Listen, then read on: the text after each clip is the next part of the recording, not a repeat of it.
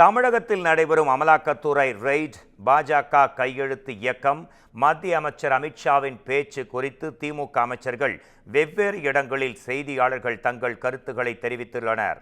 மும்மொழி கொள்கை, நிதி பகிர்வு பிரச்சினைகளை திசை திருப்பவே அமலாக்கத்துறை மூலம் மத்திய அரசு ரெய்ட் நடத்துவதாக துணை முதலமைச்சர் உதயநிதி ஸ்டாலின் குற்றம் சாட்டியுள்ளார்.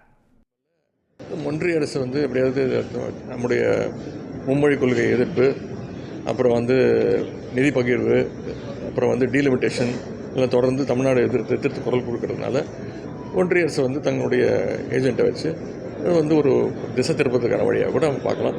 ரைடு முடியட்டும், அதுக்கப்புறம் அவங்களே சொல்லுவாங்க. அதன் பிறகு இதை பற்றி குழந்தைங்கிட்ட கையெழுத்து வாங்கக்கூடாது.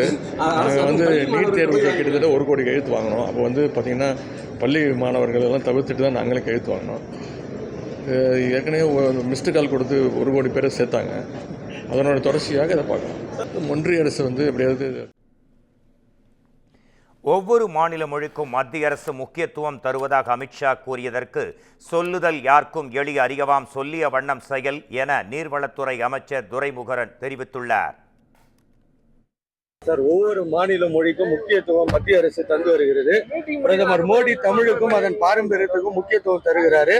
தமிழ்நாட்டின் வளமான கலாச்சாரம், பாரம்பரியத்தை வெளிப்படுத்தியுள்ளதுன்னு அமித்ஷா இப்போ அரக்கோணத்தில் பேசியிருக்கார். சார், பெரிய மனுஷர் எவ்வளோ பேசிட்டு போறான் சார். மருத்துவம் மற்றும் பொறியியல் படிப்புகளை தமிழ் மொழியில் வழங்க வேண்டும் சொல்லியிருக்கார். சார், சொல்லுதல் யாருக்கும் எளியவா சார்.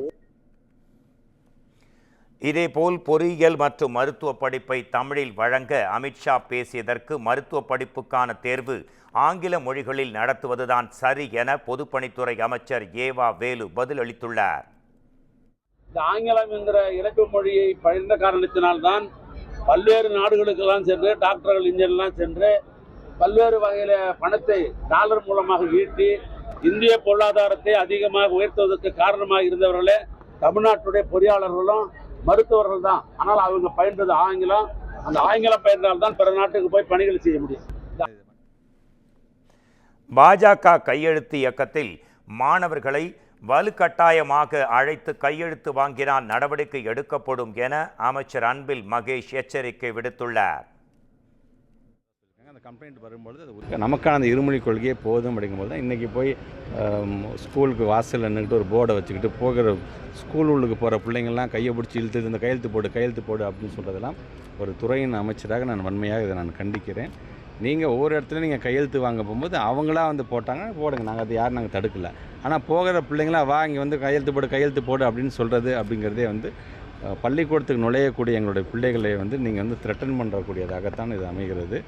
துறையின் அமைச்சர் என்கிற வகையில் மிகப்பெரிய கண்டனத்தை நான் தெரிவிச்சுக்கிறேன்.